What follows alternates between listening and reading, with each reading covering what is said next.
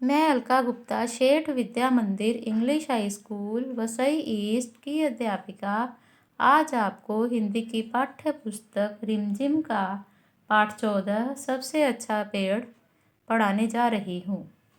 प्रस्तुत पाठ श्री जे भारत दास जी द्वारा लिखा गया है। आइए बच्चों, पाठ शुरू करते हैं। 3 भाई थे। एक दिन सुबह के समय तीनों नए घरों की तलाश में निकल पड़े। गरम गरम धूप में वे सड़क पर चलते चले गए। थोड़ी देर में आम का एक बड़ा पेड़ आया। उसके नीचे ठंडी छां थी। तीनों भाई उसके नीचे आराम करने लगे। पेड़ के पके आम तोड़ तोड़ कर वे मीठा मीठा रस चूसने लगे। बड़े भाई ने कहा, भाई मुझे तो यही जगह पसंद है। आम के पेड़ से बढ़कर क्या हो सकता है। आम कच्चे होंगे तो हम अचार बनाएंगे और जब वे पक जाएंगे तो हम मीठे मीठे आम खाएंगे। कुछ आम हम बाद में खाने के लिए सुखा कर रख लेंगे। पहले भाई ने आम के पेड़ के नीचे एक झोंपड़ी बनाई और वह वहीं ठहर गया। बच्चों, 3 भाई थे। एक दिन सुबह के समय तीनों नए घरों की तलाश में निकल पड़े। गर्म धूप में वे सड़क पर चलते गए। थोड़ी दूर चलने पर उनके सामने एक आम का पेड़ आया। वे सभी उस आम के पेड़ के नीचे आराम करने लगे। पेड़ के पके आम खाए तो बड़े भाई ने कहा कि मुझे तो यही जगह पसंद है। आम के पेड़ से बढ़कर और क्या हो सकता है। आम कच्चे होंगे तो हम अचार बनाएंगे, पकने पर मीठे मीठे आम खाएंगे। कुछ आम हम बाद में खाने के लिए सुखा कर रखेंगे। इस प्रकार पहले भाई ने आम के पेड़ के नीचे झोंपड़ी बनाई और वह वहीं ठहर गया। आइए बच्चों, आगे बढ़ते हैं। लेकिन उसके भाई वहां नहीं ठहरे। वे आगे चल पड़े। चलते चलते उन्हें केले के कुछ पेड़ मिले। तभी आसमान से एक काला बादल गुजरा। टप टप पानी बरसने लगा। दोनों भाइयों ने केले का एक एक पत्ता काट लिया। उसके साये में उन पर पानी नहीं गिरा। जरा देर में बादल चला गया, बारिश रुक गई। दूसरे भाई ने कहा, बड़ी भूख लगी है, मुझे भी। तीसरे भाई ने कहा। दोनों ने केले का एक पत्ता चीरा। उन्होंने एक एक टुकड़े पर खाना परोसा और दोनों ने भरपेट खाना खाया। इसके बाद एक एक केला भी खाया। दूसरे भाई ने कहा, मैं तो यहीं घर बनाऊंगा। केले के पेड़ से अच्छा क्या होगा। बढ़िया केले खाने को मिलेंगे, उनकी सब्जी बनाएंगे, कुछ केले हम बेच देंगे, उनके पैसे से हम चावल खरीद लेंगे और केले के पत्ते भी काम आएंगे। इसलिए दूसरे भाई ने वहीं अपनी झोंपड़ी बना ली। बच्चों, लेकिन उसके भाई वहां नहीं ठहरे। वे आगे चल पड़े। चलते चलते आसमान में बादल छा गए। उन्हें केले के कुछ पेड़ दिखाई दिए। दोनों भाइयों ने केले का एक एक पत्ता काट लिया। उसके साये में उन पर पानी नहीं गिरा। बारिश रुक जाने के बाद दोनों ने केले का पत्ता चीरा, उस पर खाना परोसा और भरपेट भोजन किया। इसके बाद एक एक केला खाया। दूसरा भाई बोला, मैं तो यहीं पर घर बनाऊंगा। केले के पेड़ से अच्छा क्या होगा। बढ़िया केले खाने को मिलेंगे, उनकी सब्जी बनाएंगे, कुछ केले हम बेचेंगे, उनके पैसे से हम चावल खरीदेंगे। इस प्रकार दूसरे भाई ने वही झोंपड़ी बना ली। आइए बच्चों, आगे बढ़ते हैं।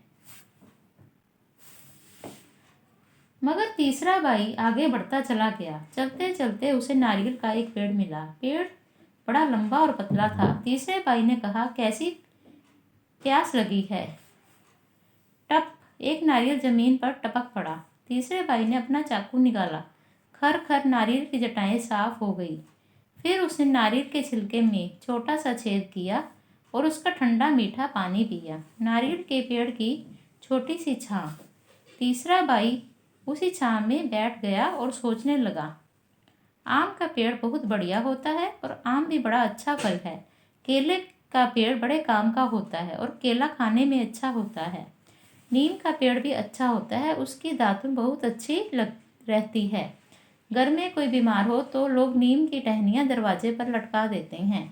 मेरे पास नीम का पेड़ हो तो मैं उसकी टहनियाँ बेच सकता हूँ और पेड़ मुझे ठंडी चाह भी देगा। और अगर कहीं मेरे पास रबड़ का पेड़ होता तो मैं अपना चाकू निकाल कर पेड़ की छाल में एक लंबा चीरा लगा देता, चीरे के तले में एक प्याला रख देता, पेड़ के दूधिया रस को मैं प्याले में भर लेता, रस को पकाकर मैं रबड़ बना लेता, रबड़ मैं बेच देता। रबड़ से लोग गुब्बारे, टायर और तरह तरह की चीज़ें बना लेते। अच्छे पेड़ों की क्या कमी है? नारियल के पेड़ की ही सोचो। नारियल की जटाओं को काट कर मैं मोटी डोरियां बना सकता हूँ और डोरियों से मैं मजबूत चटाइयाँ भी बना सकता हूँ। रस्सियों और चटाइयों को मैं शहर के बाजार में बेच सकता हूँ। मैं नारियल का पानी पी सकता हूँ। मैं नारियल की गरी खा सकता हूँ और कुछ गरी सुखाकर मैं खोपरा भी तैयार कर सकता हूँ। खोपरे को पेर कर मैं गोले का तेल निकाल सकता हूँ। गोले का तेल साबुन और कितनी ही चीज़ें बनाने के काम आता है। नारियल के छिलके को साफ करके कटोरे और प्याले बना सकता हूँ। ठीक तो है, मेरे लिए तो यही पेड़ सबसे अच्छा है। मैं तो इसी के नीचे घर बनाऊंगा। इसलिए तीसरे भाई ने नारियल के तले अपनी कुटिया बनाई और मज़े से रहने लगा। तुम्हारे लिए कौन सा पेड़ सबसे अच्छा है? बच्चों, तीसरा भाई आगे बढ़ गया। चलते चलते आगे नारियल का पेड़ मिला। उसे प्यास लगी थी, तभी एक नारियल ऊपर से नीचे गिरा। उसने चाकू निकालकर नारियल की जटाएं साफ की और नारियल का मीठा पानी पिया। तीसरा भाई नारियल के पेड़ की छांव में नीचे बैठकर सोचने लगा कि आम का पेड़ बहुत बढ़िया होता है, केला खाने के काम आता है, नीम की दातुन अच्छी होती है और यदि कोई घर में बीमार हो तो लोग नीम की टहनियाँ दरवाजे पर लटका देते हैं। रबड़ के पेड़ होने से पेड़ की छाल में एक लंबा चीरा लगाकर उसमें से निकले दूधिया रस से रबड़ बनाया जा सकता है। नारियल के फल की जटाओं से रस्सियाँ बनाई जा सकती हैं। इनसे चटाइयाँ भी बनती हैं। नारियल का पानी पिया जाता है तथा गरी को खाया जाता है। नारियल के गोले से तेल, साबुन आदि बनाया जा सकता है। इस प्रकार मेरे लिए तो यही पेड़ अच्छा है और मैं इसीलिए नारियल के पेड़ के नीचे घर बनाऊंगा। तीसरे भाई ने नारियल के पेड़ के नीचे अपनी कुटिया बनाई और आनंद से रहने लगा। बच्चों, आज का हमारा ये पाठ समाप्त होता है। धन्यवाद।